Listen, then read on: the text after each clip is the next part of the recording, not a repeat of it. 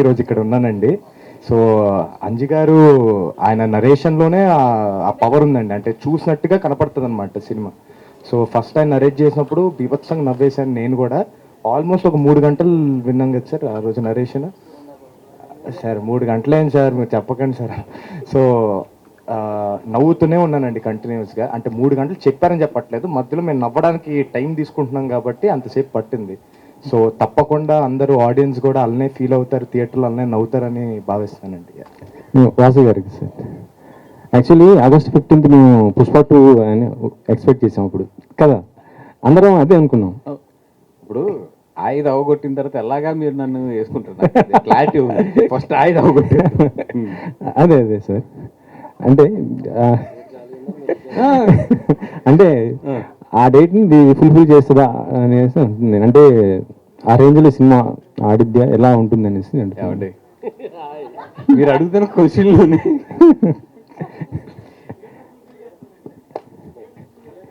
Theatres full అవుతే నాకు happy. First ఆ సినిమాతో కంపారిజన్ ఇవన్నీ కాదు, కానీ ఆగస్ట్ 15 చాలా సినిమాలు కూడా వస్తున్నాయి దీంతో పాటు. ఇప్పుడు మా ఇదంతా ఎక్కడ ఉందంటే, ఇప్పుడు నేను థియేటర్లు పట్టుకోవాలి ఫస్ట్ టైం నేను కూడా, ఎందుకంటే అన్ని సినిమాలు రిలీజ్ అవుతున్నాయి. అండ్ సెకండ్ థింగ్ ఏంటంటే, ఆగస్ట్ 15th రిలీజ్ చేయడానికి దీనికి మెయిన్ కారణం ఏంటంటే, ఇప్పుడు ఇందాకే మన మిచ్చిన్ ఆయన మాట్లాడుతుంటే కూడా మాట్లాడుకున్నాం. ఈ రోజులో సినిమా బాగుంది అంటే అది మౌత్ టాక్ వెళ్ళి దాని తర్వాత స్లోగా రేజ్ అయ్యే సినిమాలు ఇవన్నీ కూడా. సో ఒక 1 వీక్ ఈ సినిమా బాగుంది అని జనాల్లోకి వెళ్తానికి టైం కావాలి మాకు. సో నేను ఇది యాక్చువల్ ఏంటంటే సెకండ్ వీక్ నుంచి I'm expecting the revenues. But first week ఏంటంటే ఈ సినిమా చాలా బాగుంది అని వెళ్తానికి I need theatres to get the mouth talk వెళ్ళి సెకండ్ వీక్ జనాల్ని థియేటర్ తీసుకురావాలి. సో ఆ స్ట్రాటజీ మీదే 15th వేస్తే కనుక ఏంటంటే హాలిడేస్ ఉన్నాయి కాబట్టి 2-3 హాలిడేస్ ఎక్కువ. అండ్ రెండోది ఏంటంటే, ఈ సినిమా ఫుల్ థియేటర్ మీద చూడవలసిన సినిమా. అట్లీస్ట్ ఒక 50% ఆఫ్ ద థియేటర్ ఉంటేనే ఈ సినిమా ఒక కిక్ తెలుస్తుంది. అందుకని చెప్పి కంపల్సరీ కొంచెం థియేటర్లు తక్కువ ఉన్నా టైట్ అయినా కూడా నేను వేయమంటుంది దేనికి కంపల్సరీ ఆ డేట్ వేయమని ఎందుకు చెప్తున్నానంటే, బికాస్ 50% థియేటర్స్ కంపల్సరీ మాకు వస్తాయి కాబట్టి, హాలిడేస్ కాబట్టి. అంతమంది ఉంటే ఎప్పుడు ఏంటంటే జనాలు ఎక్కువ ఉంటే లాఫ్ ఎక్కువ బాగుంటుంది. అందుకని చెప్పి స్ట్రాటజిక్గానే ఆ రోజు వస్తున్నాం. సోషల్ మీడియాలో ఒకటి ఇది ఇప్పుడు అంటే వస్తున్న న్యూస్ అంటే బన్నీ గారు సుకుమార్ గారి ఇష్యూ నడుస్తున్నట్టుంది. అదే అదే అంటే చెప్పండి, అంటే ఇది నిజమా లేకపోతే షూటింగ్ ఏం ప్రాబ్లం లేకుండా నడుస్తుందా ఏంటి అసలు? నేను దాని గురించి మాట్లాడాను అనుకో, నా సినిమా మొత్తం ఎగిరి మొత్తం వెళ్ళి దాని గురించి రాస్తారు. అంటే గడ్డం తీసేశారు, ఆ గడ్డం గురించి అని చెప్పేసి ఇక ఆయన ఆల్రెడీ మైక్ పెట్టి గడ్డం గురించి చెప్పండి సార్. అంటే టు బి హానెస్ట్, నాకు మొన్న ఏదో ఆర్టికల్ ఎవరో ఫ్రెండ్ పంపితే చదివాను 2-3 ఆర్టికల్స్. ఇప్పుడు లోపల ఏం జరుగుతుంది అనేది బన్నీ గారు సుకుమార్ గారి తర్వాత ప్రొడ్యూసర్స్ తర్వాత అత్యంత సన్నిహితంగా తెలిసింది నాకే.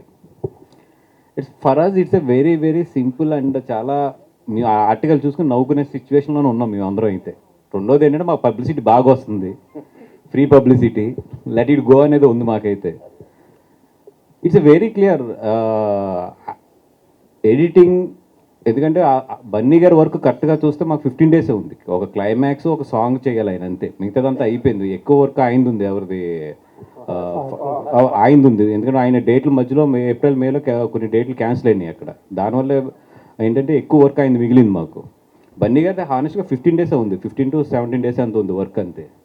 సో సుకుమార్ గారు అన్నది ఏంటంటే, ఫస్ట్ ఆయన ఎడిట్ చేసుకుంటే, ఎందుకంటే ఇప్పుడు ఆయన క్లైమాక్స్ చేసేసిన తర్వాత మళ్ళీ ఏదైనా తీయాలి అని అంటే గడ్డం అనేది చాలా పెద్ద ఇది కాబట్టి, ఫస్ట్ ఆయన ఎడిట్ చేసేసుకుని ఏదైనా ఫస్ట్ హాఫ్లో ఏదైనా సెకండ్ హాఫ్లో ఎక్కడైనా లింక్లు ఉన్నా కూడా క్లైమాక్స్ ఆ సాంగు ఇవన్నీ కూడా ఒకేసారి షూట్ పెట్టుకుందాం అని చెప్పి ఆయన అనుకున్నారు.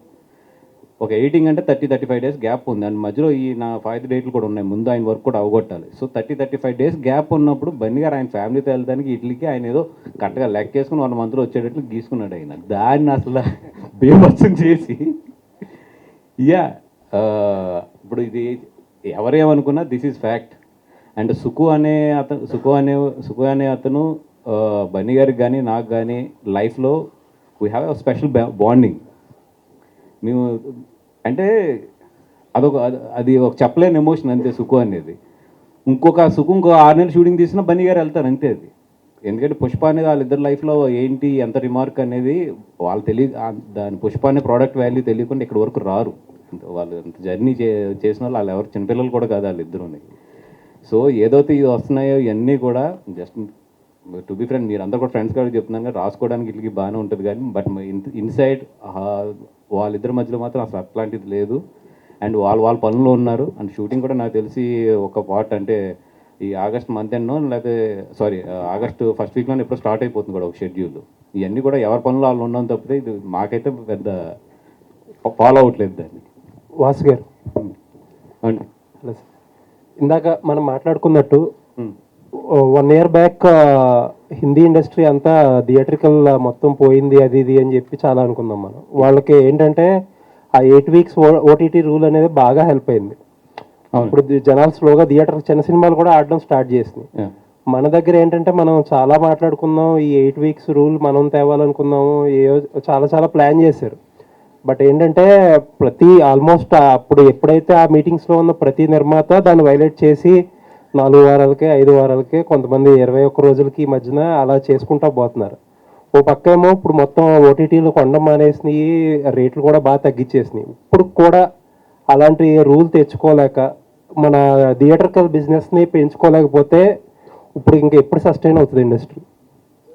అంటే ఒకవేళ ఇప్పుడు ఏదైతే జరుగుతుందో థియేటర్స్లో ఇదే కనుక కొనసాగితే థియేటర్స్ విషయంలో, అంటే అది ఎస్పెషల్లీ పెద్ద హీరోల సినిమాలు ఇట్లా లేట్ అయ్యి రావడం కానీ లేదంటే ఏదైతే ఈ ఓటీటీలో 20 days 21 daysకి ఇవ్వడం జరుగుతుందో ఇదే కనుక కంటిన్యూ అవుతే విత్ ఇన్ నా ఎక్స్పెక్టేషన్ ప్రకారం నెక్స్ట్ 3 yearsలో ఇప్పుడు మనకి single screens I'm talking about 50% of the single screens వెళ్ళిపోతాయి.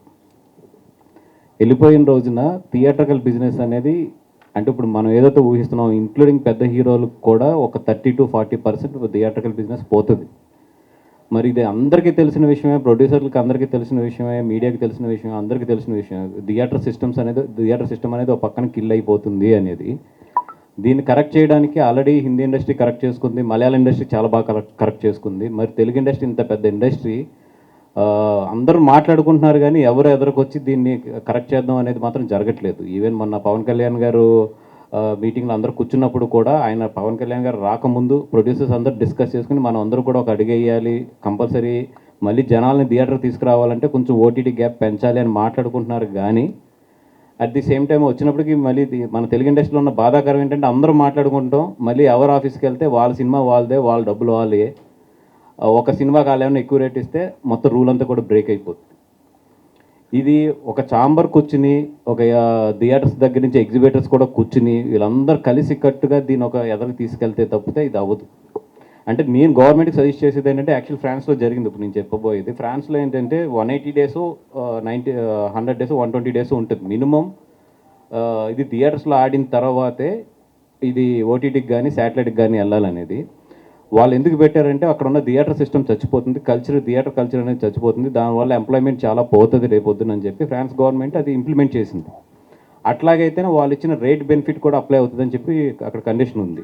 వాళ్ళు ఏదైతే థియేటర్స్కి రేట్స్ ఇస్తారో అట్లాంటిది ఏదైనా సిస్టమ్ కనుక మన గవర్నమెంట్ తీసుకొచ్చి ఇన్ని రోజులు కంపల్సరీ థియేటర్లో ఆడాలి, దాని తర్వాత నుంచే అదైతేనే రేట్స్ బెనిఫిట్ ఉంటుంది అని ఇలాంటి సిస్టమ్ ఏదైనా తీసుకొస్తే తప్పితే ఇక్కడ కరెక్ట్ చేయడం చాలా కష్టం. ఇక్కడ అంటే ఫ్యూ మంత్స్ బ్యాక్ మన ఇండస్ట్రీ నుంచి కొంతమంది రేవంత్ రెడ్డి గారిని కలిశారు.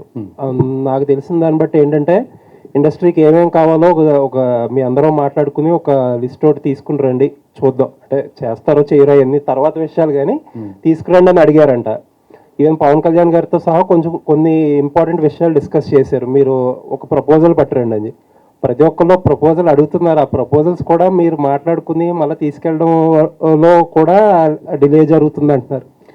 అవునండి, ఇది ఎగ్జాక్ట్లీ మీరు చెప్పింది రైట్. కళ్యాణ్ గారు కూడా చాలా క్లియర్గా ఆయన చెప్పింది ఏంటంటే మీరు అందరూ అనుకుని ఇండస్ట్రీకి బెనిఫిట్ అయ్యే అంటే ఇండస్ట్రీ కలకాలం బాగుండాలి, అట్ ది సేమ్ టైం జనాలను కూడా మీరు దృష్టిలో పెట్టుకుని ప్రేక్షకులందరూ కూడా దృష్టిలో పెట్టుకుని ఎట్లాగా ఈ రెండింటి మధ్యలో బ్యాలెన్స్ చేస్తారో అది బ్యాలెన్స్ చేసి తీసుకురండి అని చెప్పి ఆయన మీరు ప్రపోజల్స్ తీసుకురండి, దేంట్లో ఏది సాధ్యం ఏది అసాధ్యం అనేది నేను ఆలోచిస్తాను, డెఫినెట్గా నేను చంద్రబాబు నాయుడు గారితో మాట్లాడి ఎదురు తీసుకెళ్తానని కూడా చెప్పారండి. అయితే ఏంటంటే అక్కడి నుంచి వచ్చిన తర్వాత ఆ మీటింగ్ జరగలేదు. యాక్చువల్లీ మొన్న కూడా చాలామంది ప్రొడ్యూసర్స్ కలిసినప్పుడు కూడా అనుకున్నాము. అదేంటంటే ఇప్పుడు దిల్ రాజు గారు, అరవింద్ గారు, మన సురేష్ బాబు గారు లాంటి వాళ్ళు కొంచెం ఏంటంటే అది ఇనిషియేట్ తీసుకోవాలి, తీసుకుని దాన్ని ఎదురు తీసుకెళ్తే డెఫినెట్గా, ఎందుకంటే అక్కడ కూడా ఇప్పుడు ఫ్రెండ్లీ గవర్నమెంట్ ఉంది ఇండస్ట్రీకి, ఇక్కడ రేవంత్ రెడ్డి గారు కూడా ఇండస్ట్రీలో మంచి మంచి రిలేషన్స్ ఉన్నాయి. ఇంకెంత మంచి టైంలో కూడా మన ఇండస్ట్రీ నుంచి చేయించుకోలేకపోతే అది ఇంకా మన ఇండస్ట్రీ దురదృష్టం అని చెప్పుకోవాలి అంతే. అది థ్యాంక్ యూ. గత కొద్ది కాలంగా చూస్తే come to the cinema. Okay, అంటే కొద్ది కాలంగా చూస్తుంటే మీరు అందరము పెద్ద హీరోలతోని సినిమాలు చేసి తక్కువ లాభాలు సంపాదిస్తున్నారు. మీరు మాత్రం చిన్న హీరోలతోని చిన్న హీరోలతోని తర్వాత సినిమాలు తీసి పెద్ద విజయాలు సాధిస్తున్నారు. ఏంటంటే ఆ సీక్రెట్? సారీ, నేను నా కథలకు వినలేదు. సింపుల్గా అడగండి ఒకసారి. అంటే అందరూ పెద్ద హీరోలతోని భారీ బడ్జెట్ సినిమాలు తీసి తక్కువ లాభాలు నష్టాల్లో అట్లా ఉన్నాయి, కానీ మీరు మాత్రం చిన్న బడ్జెట్ సినిమాలు చిన్న హీరోలతోని అప్కమింగ్ హీరోలతో సినిమాలు చేసి భారీ లాభాలు సాధిస్తున్నారు. ఏంటండి ఆ ప్లానింగ్? అంటే ఇప్పుడు కల్కి లాంటి సినిమాలు కానీ ఇవన్నీ కూడా వాళ్ళు పెద్ద అమౌంట్ పెట్టి పెద్ద రిస్క్ తీసుకుని పెద్ద ప్రాఫిట్లే తీసుకుంటున్నారు. బట్ మేము అనుకున్నది ఏంటంటే ఆఫ్టర్ కరోనా ఎప్పుడైతే వచ్చిందో, అంటే అలా వైకుంఠపురం అయింది కరెక్ట్గా అప్పుడే మాకు అయిన తర్వాత ఎప్పుడైతే కరోనా వచ్చిందో అరవింద్ గారు చేసిన సజెషన్ ఏంటంటే ఈ 3-4 years is a testing period. ఎటు వెళ్తుంది ఇండస్ట్రీ, ఎలా వెళ్తుంది ఏంటి అనేది.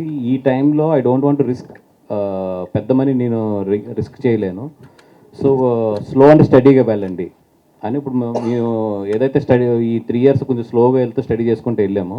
ఇప్పుడు Thandel is a big budget, నాకు నియర్లీ 75+ అవుతుంది అది. సో జనాలకి ఏం నచ్చుతుంది, జనాలకి ఏం ప్రజెంట్ చేస్తే థియేటర్కి వస్తుంది, జనాలకి ఏం ప్రజెంట్ చేస్తే టికెట్లు తెగుతున్నాయో ఒక చిన్న అండర్స్టాండింగ్ అయితే ఇప్పుడు వచ్చింది. So now we are starting again. అంటే ఆయిల్లో మన నితిన్ తీసుకోవడానికి ఏంటంటే ఆ కాన్ఫిడెన్స్? అంటే ఆ కథకు తగ్గ హీరోనా, లేకపోతే సబ్జెక్ట్ డిమాండ్ చేయడం వల్ల ఎవరైనా పర్లేదు అనుకున్నారా? అంటే నేను మ్యాడ్ బిఫోర్ రిలీజ్ విన్నానండి, సినిమా చాలా బాగుంటుంది 100% అని. సో డెఫినెట్గా ఏంటంటే ఎప్పుడు కూడా ఒక సినిమా సక్సెస్ అయితే దాని తర్వాత దాంట్లో ఉన్న క్యాస్టింగ్కి అన్నిటికీ కూడా ఒక చిన్న ఇది వస్తుంది.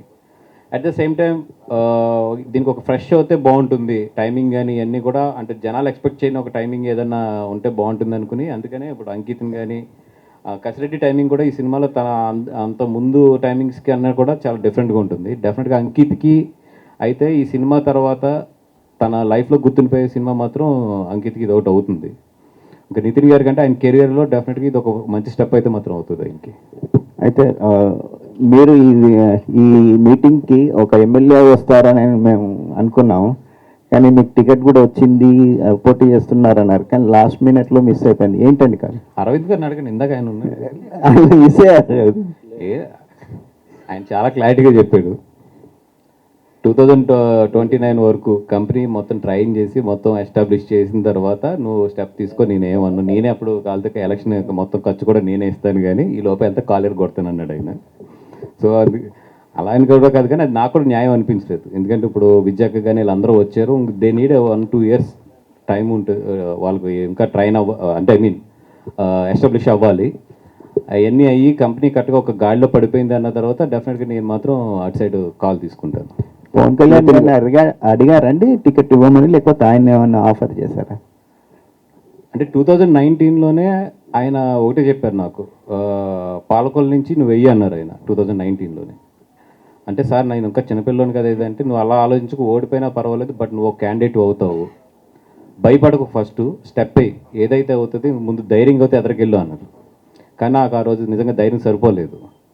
అలాగే ఈ ఎలక్షన్ బిఫోర్ ఆయన నాతో మాట్లాడినప్పుడు కూడా ఏంటి ఇంకా టైం తీసుకుంటావా అన్నారు, ఒక్క మాట అంతే. అంటే నేను అరవింద్ గారితో మాట్లాడాలి సార్ అంటే ఆయనకు అర్థమైపోయి సరే నువ్వు ఇండివిజువల్ డెసిషన్ తీసుకునే రోజు నా దగ్గరికి రా అన్నాడు ఆయన, అంతే. ఓకే. నితిన్ గారు హాయ్ అండి. Hi sir. మీరు సిటీ బాయ్, హైదరాబాద్లోనే పెరిగారు. ఈ కథలో చూస్తే ఒక పల్లెటూరులో అమలాపురం సరౌండింగ్లో బాయ్ క్యారెక్టరు. ఈ క్యారెక్టర్లో మీరు చేయడానికి ఎన్నో వర్క్షాప్స్ అయినా చేశారా? ఎలా ఇన్వాల్వ్ అయ్యారు? లాంగ్వేజ్ కూడా ఎలాగ? లేదు సార్, మీరు అందరూ కొత్త కాబట్టి నన్ను ఈ మధ్య చూస్తారు కాబట్టి అలా ఉంది, కానీ నా క్లోజ్ ఫ్రెండ్స్ అడిగితే చెప్తారు సార్ నేను ఎంత చీప్ లత్కొరగాను. సో ఈ కథకి నేనే కరెక్ట్ అని నాకే అనిపించింది. భాష, ఆ లాంగ్వేజ్, ఆ యాసని ఎట్లా నేర్చుకున్నావు సార్? అంటే చాలామంది వెక్కిరిస్తూ అవి ఇవి చేస్తూ అన్ని భాషల పైన కొంచెం అవగాహన ఉంది సార్. అంటే రాయలసీమ యాక్సెంట్ పైన మా అమ్మమ్మ సైడ్ వాళ్ళందరినీ ఆడుకునేవాడిని. ఆ తర్వాత కొంతమంది ఫ్రెండ్స్ ఉండేవాళ్ళు గోదావరి సైడ్ వాళ్ళు, వాళ్ళందరినీ రెచ్చగొట్టకు అలా అని ఆడుకునేవాడిని. సో అలా ఆడుకుంటూ తెలియకుండా వచ్చేసింది సార్. ఓకే. అంజీ గారు, డైరెక్టర్ గారు. మిమ్మల్ని అడుగుతాను, మాది కూడా గోదావరి. అయితే ఓకే ఇందాక సాంగ్లో చూస్తే నాకు ఒక పోస్టర్ కనపడింది, మన అమలాపురం ఆ గోదావరి, తూర్పు గోదావరి అంటే ఆర్కెస్ట్రాకి అంబాజీపేట బాగా ఫేమస్. అంబాజీపేట ఇది ఉంటుంది బ్యాండ్, కానీ మీరు భీమవరం మోహన్ తీసుకొచ్చారు ఆర్కెస్ట్రా. భీమవరం లింక్ ఏంటి? వాసి గారు, బండి వాసి గారు ఏమైనా చేశారా?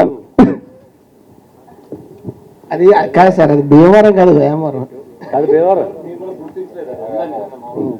మోహన్ ఆర్కెస్ట్రా భీమవరం. మామూలుగా పెట్టామండి, యాక్చువల్ పేరు బాగుందని. అందుకే మీరు నిజంగా తెలీదు, ఉందా మోహన్ మోహన్ ఆర్కెస్ట్రా భీమవరం? మంచి పబ్లిసిటీ అవుతుంది. అంబాజీ అది ఈస్ట్ గోదావరి కదా, అమలాపురం నాకు తెలియదండి. మామూలుగా ఎవరో మా అష్టం గారు పెట్టినట్టున్నాడు. అంటే అప్పుడు ఈస్ట్ గోదావరి అండి, ఇప్పుడంటే మీరు అమలాపురం జిల్లా అంటున్నారు కానీ అదే తూర్పుగోదావరి జిల్లా. అది వెస్ట్ గోదావరి ఉంది, భీమవరం ఉంది. భీమవరం అది మనకు తెలియదు సార్. హాయ్ అండి, హాయ్, నా పేరు రాధా అండి. ఓకే, ఆధాన్ మీడియా నుంచి అండి. Okay okay. హాయ్, మాది అమలాపురం అండి. ఓ అంజి గారు, మేము తిరిగిన వీధులంతా మీరు సినిమా చూపించారు, చాలా హ్యాపీ అండి, చాలా సంతోషం. అమలాపురంలో ఎక్కువ మోహన్ ఆర్కెస్ట్రా పెడతారు. ఏదైనా ప్రోగ్రామ్ మన నవరాత్రులు జరుగుతుంటే ఆ కోణంలో పెట్టారేమో అనుకున్నాను నేను. Okay okay. ఎక్కువ మోహన్ ఆర్కెస్ట్రాని తీసుకెళ్ళి అక్కడ పాటలు పాడిస్తారు. Okay okay. ముందుగా ఆయన సినిమా మన గోదావరి జిల్లాలో తీసినందుకు వాసు గారికి కూడా కంగ్రాచులేషన్స్. గోవాలో తీసిన సినిమా అయినా అట్టర్ ఫ్లాప్ అవ్వచ్చు, కానీ గోదావరి పరిసరాల్లో తీసిన సినిమా ఫ్లాప్ అవ్వదు. ఇది చాలా గోదావరి చాలా మంది ఉంటున్నారు. దాని గురించి మీరు ఏమంటారు? అసలు గోదావరి పరిసర ప్రాంతాల్లో తీసిన సినిమా భీమవరంలో నుంచి కానీ అక్కడ వెటకారం అదంతా.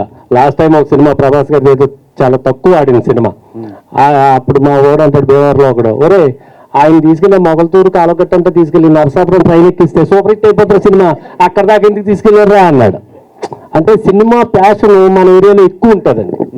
ఇద్దరు ఫ్రెండ్స్ కలిస్తే టీ తాగుతూ మాట్లాడుకోరు, సినిమా చూస్తూ మాట్లాడుకుంటారు. అలా ఈ అనే సబ్జెక్ట్ని గోదావరి జిల్లాలో ఆ నీళ్ళ ట్యాంకులు ఎన్ని ఖర్చు పెట్టారు, ఎలా తీశారు, ఆ టైంలో మేము కూడా అక్కడే ఉన్నాము, దాని గురించి చెప్పండి. అంటే జనరల్లీ మేము పుట్టి పెరిగిందంతా కూడా పాలకొల్లు, సరౌండింగ్స్ మొత్తం. మా ఫాదర్ది కోకోనట్ బిజినెస్, కొబ్బరికాయ వ్యాపారం. సో ఆ సరౌండింగ్స్ అంతా కూడా బాగా పట్టున్న ఏరియా నాకు. అంటే ఎప్పుడు కూడా నేను అక్కడ, అంటే నాకు జనరల్లీ మంత్కి అట్లీస్ట్ ఒక 10 days అన్నట్టు సైడ్ ఉంటాను. ఎప్పుడు నేను అక్కడ ట్రావెల్ చేస్తున్నా కూడా ఒక కళ్ళుకి ఒక తెలియని ఒక ఆనందం ఉంటుంది ఈస్ట్ వెస్ట్ గోదావరిలో ట్రావెల్ చేసేటప్పుడు. ఆ పచ్చదనం కానీ అక్కడ ఉండే కాలువలు కానీ ఇవన్నీ కూడా ఎప్పుడు నా మైండ్లో తిరుగుతూ ఉంటుంది. నిజంగా దీన్ని కేరళలో ఎప్పుడు కూడా మలయాళం సినిమాలు చూసినప్పుడు కేరళ వాళ్ళు చాలా బ్యూటిఫుల్గా చిత్రీకరిస్తారని, అంతకన్నా అందం ఇక్కడ మన దగ్గర ఉంది, ఎప్పుడన్నా చూపించాలి ఛాన్స్ దొరికినప్పుడు అనుకున్నా. ఛాన్స్ దొరికింది, చూపించేసాం అంతే. అండ్ వర్షం అంటారా, కరెక్ట్గా యాక్చువల్లీ ఏంటంటే అందరూ వర్షాలప్పుడు షూటింగ్ చేయరు, జనరల్లీ ఆగుతారు. ఈ సినిమాకి ఏంటంటే వర్షాలు వచ్చినప్పుడే షూటింగ్ చేద్దాం అనుకున్నాం. కాకపోతే ఏంటంటే ఇక్కడ కథ ఇవన్నీ మీకు యథార్థ గురించి తెలియదు ఏముంది. ఆ రుబ్బి కొంచెం బయట తీసుకొచ్చినప్పటికి వర్షాలు వెళ్ళిపోయినాయి, ఎండాకాలం వచ్చేసింది, శీతాకాలం వెళ్ళిపోయింది, ఎండాకాలం వచ్చేసింది. సో మళ్ళీ వర్షాలు క్రియేట్ చేయాలి. అందుకని చెప్పి మబ్బు సూర్యుడిని కవర్ చేసినప్పుడే షార్ట్లు తీసాడు చాలా వరకు, ఎందుకంటే ఆ లైటింగ్ మ్యాచ్ అవ్వాలి కాబట్టి. అదేవిధంగా జనరల్గా ఏంటంటే ఈ రోజు ఉన్న బిగ్గెస్ట్ కంఫర్ట్ ఏంటంటే సీజీలో రెయిన్ వేయటం. నేను అడిగిందంటే అట్లా వద్దు ఒరిజినల్ రెయిన్లోనే షూట్ చేద్దామని చెప్పి ఆ సన్నని మబ్బు కవర్ చేసినప్పుడే షార్ట్ తీశారు. అండ్ ఒరిజినల్ రెయిన్స్ మొత్తం మోటార్స్ అన్ని కొని దాని సెటప్ అంతా కొని ఇంచుమించు బ్యాక్గ్రౌండ్లో 1 kilometer రోడ్డు తడిపేవారు. అండ్ ఇంచుమించు చుట్టుపక్కల ఉన్న మట్టి గిట్టి అంతా ఇంక్లూడింగ్ ఎక్కడన్నా షూట్ చేస్తే, ఎందుకంటే వర్షం కురిసినప్పుడు మొత్తం కూడా తడిగానే ఉంటుంది అంతా కూడా. ఆ తడంతా వీళ్ళు షార్ట్కి ముందు ప్రిపేర్ చేసుకోవడం, ఆ ఎండాకాలం కదా అది ఎండిపోయింది ఫట్టింది, మళ్ళీ షార్ట్ అంటే మళ్ళీ క్రియేట్ చేయడం. అరవింద్ గారు ఏంటంటే యూనిట్ అమలాపురం వెళ్ళింది, రావట్లేదేంటి అంటే చివరికి వర్షాకాలం అయిపోయి వచ్చారు వీళ్ళు. అది ఒరిజినల్ గ్రోత్ అయ్యింది. బట్ సినిమాలు సెకండ్ హాఫ్ చూసినప్పుడు ఏంటంటే కొంచెం మరీ రెయిన్ ఎక్కువ అయిపోయింది అన్న ఫీలింగ్తో కొంచెం యాక్చువల్ కొన్ని సీన్స్ తగ్గించుకున్నాం, రెయిన్లో ఉన్న సీన్స్. ఎందుకంటే లేదంటే మీకు ఏమవుతుందంటే థియేటర్లో ఎప్పుడైతే ఆ డిటిఎస్లో కానీ ఇట్లో కానీ ఆ రెయిన్ సౌండ్ అలా వెళ్తున్నప్పుడు ఒక ఇయర్కి ఒక 1/2 hour 45 minutes తర్వాత తెలియని ఒక అన్కంఫర్ట్ స్టార్ట్ అవుతుంది. అది ముందే ఊహించి కొన్ని తగ్గించుకున్నాం. యాక్చువల్లీ షూట్ చేసిన అయితే కనుక రెయిన్ వెర్షన్ మొత్తం ఒకటి ఉంటుంది, వాసు. ద పాల్కల్ బాయ్స్ కదా. గోదావరి జిల్లాలో పుట్టిన వ్యక్తిగా మీకు గోదావరి జిల్లాలో పుట్టిన దర్శకుడు కథ చెప్తే ఆటోమేటిక్ గా మనకి కనెక్ట్ అయిపోద్ది, బాగా ఈజీగా కనెక్ట్ అయిపోద్ది, ఇంకా ఆ ప్రాంతానికి సంబంధించి కాబట్టి.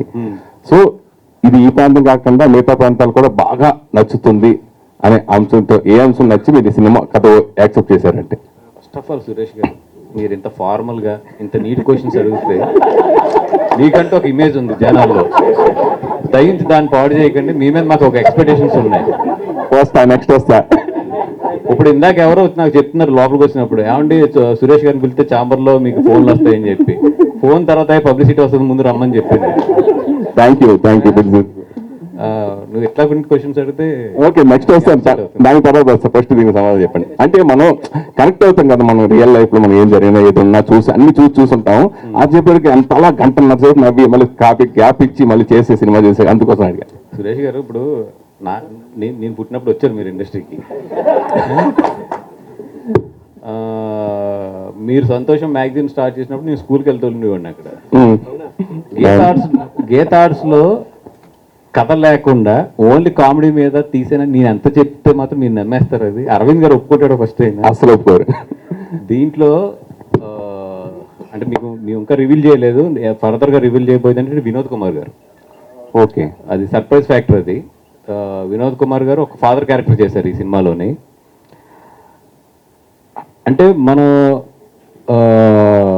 చాలా మంది ఇళ్లలో అంటే అంటే కథకి సంబంధించిన మెయిన్ పాయింట్ అది నేను రివీల్ చేయకూడదు, కానీ 100% ఆయనతో వెళ్ళి క్లైమాక్స్ లాస్ట్ 15 minutes ఏదైతే ఉందో, నేను ఎంత నవ్వినా కూడా last 15 minutes is my favourite part in the film.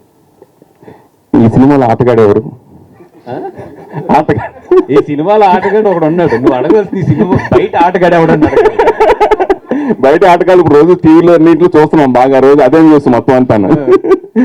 Real గా మా దాంట్లో ఆటగాడు అంటే తెలియదు, మరి నేను లేను ఎక్కువ లొకేషన్ లో. అక్కడ జనరల్ గా ఇండస్ట్రీ పుట్టినప్పుడు నేను 30 సంవత్సరాలు చూస్తున్నా అంటే సక్సెస్ శాతం 5%. నిజంగా అప్పుడు సీడీలు వచ్చేసి అని, లేదంటే పైరసీ జరిగిపోయిందని, ఇలా ఏదో ప్రాబ్లం వస్తూనే ఉంది. మన ప్రతి కొన్నాళ్ళు 5 years వస్తున్నాం, ప్రాబ్లమ్స్ వస్తున్నాయి. పైరసీ కానీ సీడీలు వచ్చేసి రకరకాలుగా ప్రాబ్లమ్స్ ఫేస్ చేస్తున్నది. సరే, ఇప్పుడు ఓటీటీ వచ్చింది, ఓటీటీ వాళ్ళు బెనిఫిట్ పొందుతున్నారు, ఇవాళ శాటిలైట్ బెనిఫిట్ పొందారు, ఇప్పుడు ఓటీటీ బెనిఫిట్. అయితే సక్సెస్ శాతం మొత్తం ఓన్లీ 5%. బ్లాక్ బస్టర్ ఒకటే ఉంటుంది, లేకపోతే 2 ఉంటుంది, కానీ అంత మించి రావు. అలాగే 10 సంవత్సరం ఒక సినిమా వస్తుంది. అలాగే ఈ సంవత్సరం కల్కి మొత్తం పాత థియేటర్లు కూడా మొత్తం ఓపెన్ చేసి ఆ సైడ్ దుమ్ము దులిపి కలెక్షన్స్ చేసింది. అలాగే కంటెంట్ అన్న సినిమా, మారా సినిమా డబుల్ సినిమా కలెక్ట్ చేసింది. అట్లాగే బాతిట్ సినిమా యావరేజ్ అయినా ఫస్ట్ ఓపెనింగ్ వరకు తీసుకుని మళ్ళీ ఆగిపోయింది. సో ఇది కామన్గా జరుగుతూ ఉంటుంది. ఇందాక మీరు చెప్పారు కదా, ఇంకా అయిపోయింది, కొన్ని థియేటర్లు మూసుకోవాల్సింది. ఎందుకు ఆ మాట అనాల్సి వచ్చింది? సక్సెస్ అయితే ఇప్పుడు ఒకేలా ఉంది కదా, ఎందుకు అది మళ్ళీ ఇప్పుడు వరుసగా ఈ చిన్న సినిమా కూడా బ్లాక్ బస్టర్ చాలా సినిమాలు ఉన్నాయి. ఇదే కల్కి ఒక 3 years బ్యాక్ వచ్చి ఉంటే కనుక ఇప్పుడు మనం ఏ నెంబర్స్ చూస్తున్నామో దీనికి డబల్ నెంబర్స్ చూసేవాళ్ళం. అంటే నెంబర్స్ అనేది మనకు తెలుసు ఇప్పుడు ఎట్లా ఉన్నాయి ఏంది అనేది. అంటే కల్కి దాని కెపాసిటీ ఏంటో థియేటర్స్లోని స్టిల్ ఈరోజు ఒక 30% పీపుల్ ఏంటంటే ఇంకా అది ఓటీటీకి వస్తుంది కదా అక్కడ చూద్దామని చెప్పి ఇంకా సినిమా చూడకుండా ఇంట్లో కూర్చున్న వాళ్ళు ఉన్నారు. ఇదివరకు అలా ఉండేది కదా. నిజంగా అంత పెద్ద సినిమా, అంత పెద్ద హిట్ అయితే బాహుబలి 1 or 2 టైంలోని నెక్స్ట్ అసలు మాకు 3-4 weeks థియేటర్ ఫుల్ అయిపోయిన రోజులు ఉన్నాయి. మగధీరాకు కానీ, బాహుబలి 1 కానీ 2 కానీ. ఇప్పుడు మరి కల్కి అంత పెద్ద హిట్ అంత బాగుంది, కానీ స్టిల్ దానికి రావాల్సిన ఇన్కమ్ అయితే రాలేదనేది నా ఒపీనియన్. దానికి ఏంటంటే వాట్ ఎవర్ నేను చెప్పాను ఇందాక, థియేటర్స్కి జనాలు తగ్గుతున్నారు అనేది చెప్పాను. అట్లా రెండోది చూస్తే ఇప్పుడు కల్కి లాంటి సినిమా అంటే కథ బాగుంటే ఏదైనా చేస్తానండి, ఏ సినిమా అయినా చేస్తాను. ఒక తక్కువ రోల్ ఉంది కానీ సినిమా హిట్ అవుద్దంటే కూడా చేస్తాను. Last 3 questions please. ధన్యవాదాలు గారు. ఒక రిక్వెస్ట్ అండి మన మీడియా జనాలందరికీ, ఇప్పుడు నాకు ఇమ్మీడియట్లీ హెడ్డింగ్ ఏం పడతాయో కూడా నాకు తెలుసు, ఆ ఎక్స్పీరియన్స్ ఉంది. దయచేసి నేను ఆయ గురించి ఖర్చు పెట్టాను ఈ స్టేజ్ అంతా కూడా. నాకు ఆయ గురించి అడుగుతామండి. ఓకే, ఈ సినిమా చూస్తే 3 కుర్రాళ్ళు కదా, 3 కుర్రాళ్ళు అంటే జాతిరత్నాలు గుర్తొస్తుంది. అందులో కూడా ఫన్, కథ ఎక్కువ ఉండదు. ఇందులో కూడా కథ ఎక్కువ ఉండదని చెప్తున్నారు మీరు. ఇది ఆంధ్ర జాతిరత్నం అనుకోవచ్చు అయితే? Happy, super happy. ఇంక జాతిరత్నాలు లాంటి సినిమా ఒకవేళ ఆంధ్ర సైడ్ నుంచి వస్తే కనుక, ఎందుకంటే జాతిరత్నాలు తెలంగాణలో బాడింది, ఆంధ్రాలో కూడా చాలా బాడింది. ఒకవేళ నిజంగా ఇది ఆంధ్ర జాతిరత్నాలు అయితే అంతకన్నా కావాల్సింది ఉంది. నితిన్ గారు హియర్. సార్ సార్ అనుకున్నాను యాక్చువల్లీ మీరు ఇంట్రోవర్ట్లా నటించడానికి కారణం ఏంటి? నటించడానిక నటించట్లేదంటే ఇన్ని మందిని చూసేటప్పుడు అంటే అలా అయిపోతున్నాను అనమాట అంతే. Okay, one more question. First cinema చాలా బాగా ఆడింది, లూప్ లో చూస్తున్నారు ఓటీటీలో. అండ్ ఈ ఫిలిం కి వచ్చేసరికి మీరు ఎందుకు సింగిల్ గా రావటం లేదు, ఇలా గ్రూప్ ఆఫ్ ఫ్రెండ్స్ తో ఎందుకు వస్తున్నారు ఆడియన్స్ దగ్గరికి? లేదండి, అలా ఏం లేదు. కథ మొత్తం బేసిక్ గా కథలోనే ఫ్రెండ్స్ అలా ఉంటారనమాట. సో మరీ అలా ముగ్గురు హీరోలు కథలాగా కాదనమాట ఇది. కథ నడుస్తూ ఉంటే ఫ్రెండ్స్ కూడా చాలా ముఖ్యమైన పాత్ర వహిస్తారు. అది మీరు ఇందాక అన్నారు కదా, నా అంత లేఖిగా మీరు దగ్గర ఉండే వాళ్ళకి అడిగితే చెప్తారు అని అండి. సో అలాంటి మూమెంట్స్ ఈ ఫిలిం లో ఏమైనా చూడొచ్చా మేము? చాలా అండి, చాలా చూడొచ్చు. మేము ముగ్గురం కలిసి ఏ సీన్ లో ఉన్నా సరే అది అలానే ఉంటుంది. Thank you. కొంచెం భారీ క్వశ్చన్ ఆన్సర్ చేశారు. ఇప్పుడు ఒక లైట్ క్వశ్చన్ యాక్చువల్లీ బయటికి వెళ్ళి ఎలా ఉంటుందో చూడాలి. బాగా మేనేజ్ చేశారు. అల్లు అర్జున్ గారు నెక్స్ట్ లైనప్ గురించి అందరు పెద్ద హీరోలకి లైనప్ అన్ని ఫిక్స్ అయిపోయినాయి కదా. నెల్సన్ గారు అంటున్నారు, అప్పట్లో అట్లీ గారు అన్నారు, ఇప్పుడు త్రివిక్రమ్ గారు అంటున్నారు. దాని గురించి ఏమైనా చెప్పగలుగుతారా? అంటే ఏం లేదండి, ఇప్పుడు Pushpa December 6th release, first August 15th అనుకున్నాం కదా. సో అప్పుడు ఏంటంటే ఒక ప్లానింగ్ ఉండేది. ఇప్పుడు December 6th వెళ్ళింది కాబట్టి కొంచెం ప్లానింగ్స్ అన్ని చేంజ్ అవుతున్నాయి. నాకు తెలిసి ఈ మంత్ అండ్కి ఒక క్లారిటీ వచ్చేస్తుంది వాటి మీద. త్రివిక్రమ్ గారు ఏదో ఒక మంచి, ఆయన ఇప్పుడు దాకా టచ్ అయిన ఒక జోనర్ లో ఒక లైన్ చెప్పారు, బాగా ఎక్సైటెడ్ గా ఉన్నారు బన్నీ గారు అని తెలిసింది. అవునండి, అది లైన్ అయితే ఫిక్స్ అయిపోయింది. దట్ ఫిలిం భారీ బడ్జెట్ అది. ఇప్పుడు ఆ ఫిలిం భారీ బడ్జెట్ చేయడానికి చిన్నబాబు గారు కానీ అరవింద్ గారు కానీ వీళ్ళందరూ వెళ్ళి ఇప్పుడు ఫైనాన్సెస్ ని కార్పొరేట్స్ ఎత్తుకోవాలి, అంత భారీ బడ్జెట్ అది. Okay, first pan India film మన త్రివిక్రమ్ గారికి. అంటే ఆయనకు క్యాపబిలిటీ ఉందనేది బన్నీ గారికి బాగా నమ్మకం త్రివిక్రమ్ గారి మీద. సో వీళ్ళిద్దరు ఇప్పుడు ఒక 2 years నుంచి మాట్లాడుకుని ఒక కాన్సెప్ట్ అయితే ఫిక్స్ అయ్యారు. It's a more than story, I can say it's a concept. అది ఫిక్స్ అయ్యారు. బట్ దాని బడ్జెట్ కి దాని ప్రీ ప్రొడక్షన్ కి మాకు 1.5 year టైం పడుతుంది. అట్ ద సేమ్ టైం దాని ఫండ్స్ కలెక్ట్ చేయడానికి కానీ అన్నిటికి కూడా డెఫినెట్గా it's a very big project. Looking forward అండి. అంజి గారు ఇక్కడండి. మైసెల్ఫ్ హేమమాలిని అండి. ఫస్ట్ ఆఫ్ ఆల్ నేను వెస్ట్ గోదావరి అమ్మాయిని. సో మేము ఫ్రెండ్స్ అండి, అంటే బాగా కనెక్ట్ అయిపోతాం.